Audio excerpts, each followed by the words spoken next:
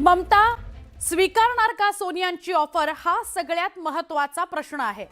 ममता बॅनर्जींनी आपला पक्ष काँग्रेसमध्ये विलीन करावा असा प्रस्ताव काँग्रेसकडून गेलेला आहे।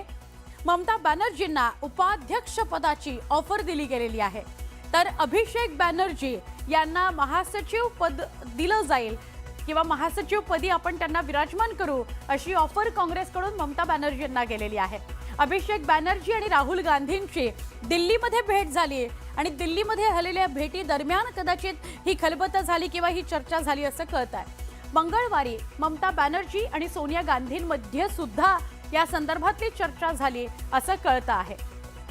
तर विलीनीकरणाच्या या मुद्द्यावर खासदार संजय राऊत आणि मुख्यमंत्री देवेंद्र फडणवीस यांच्यामध्ये जुंपली। काय घडलं बघा। की काँग्रेस पक्षातून जे जे घटक बाहेर पडले आहेत आणि त्याने आपापले पक्ष निर्माण केलेले आहेत, त्या सगळ्यांनी काँग्रेसच्या झेंड्याखाली एकत्र येऊन एक मजबूत काँग्रेस उभी करणं ही आज काळाची गरज आहे। मी नावं घेत मग तृणमूल काँग्रेस असेल, महाराष्ट्रामध्ये राष्ट्रवादी काँग्रेस पक्ष असेल, मी तर असे म्हटलं होतं की अजित पवार गटात विलीन होण्यापेक्षा काँग्रेसमध्ये विलीन व्हा।